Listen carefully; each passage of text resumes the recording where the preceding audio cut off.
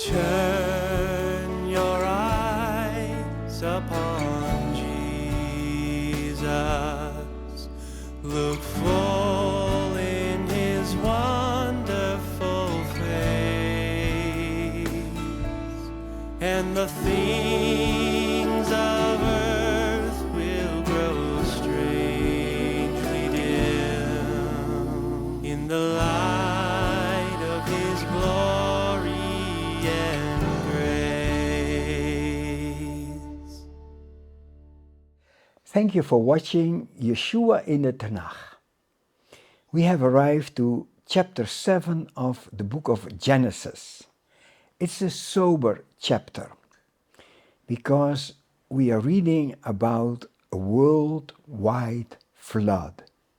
For the first time, rain came from above and water came from the earth and covered the whole world. Noah was obedient to the Lord, but also his wife and his sons. I think it's important to mention that the Lord wants whole families to be saved, and his wife stood with him all those years. 120 years he built on the salvation of the world. All his time went into it, all his money went to it. And then finally the ark was ready. And Noah stood 7 more days in the door. And in Hebrew he cries out the word bo. It means come.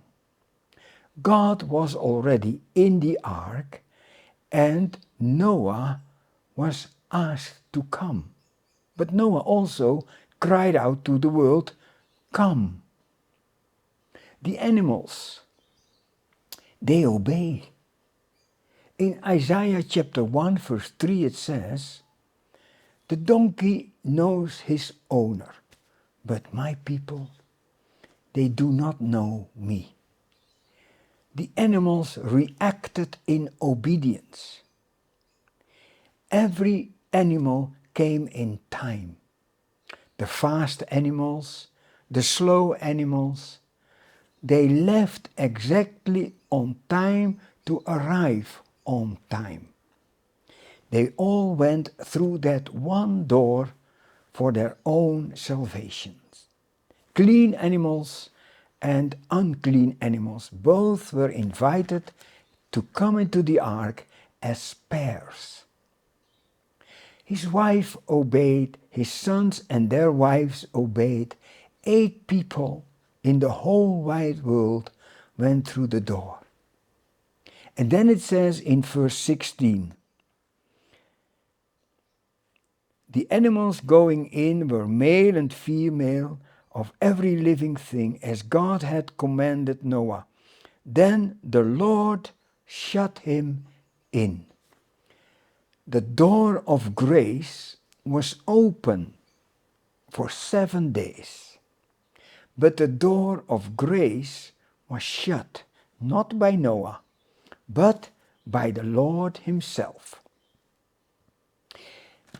Outside of the ark, all the people drowned. It rained 40 days. All the mountains were covered with water. The whole world was under the water. But what happened to the ark? The ark went up and up and up and up. And those who were in the ark were safe and secure. It's quite a chapter when you read it. The animals obeyed, only the family obeyed, but the rest of the people chose to stay outside of the ark, and they were all drowned. There's a nice touch here in verse 22. Everything on dry land that had breath of life in its nostrils died. The fish didn't drown because they already lived in the water.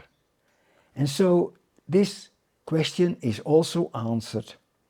Only those who have breath of life in their nostrils. So in chapter 7, we see that the judgment has really come. It's a historical fact. The Lord Jesus mentioned the flood. Peter mentioned the flood. The writer to the book of Hebrews mentioned the flood. And the Lord speaks about a future judgment in 2 Peter chapter 3. Not only will the earth move, but also the heavens. That judgment will not come through water, but through fire. In many ways, God warns us. Chapter 24 of the Gospel of Matthew. In Luke, he warns us. You can hear the footsteps of the Lord coming as a judge closer and closer. Take heed today. Go through the door of salvation. Jesus said, I am the door. Genesis chapter 7 also points to the Lord Jesus Christ.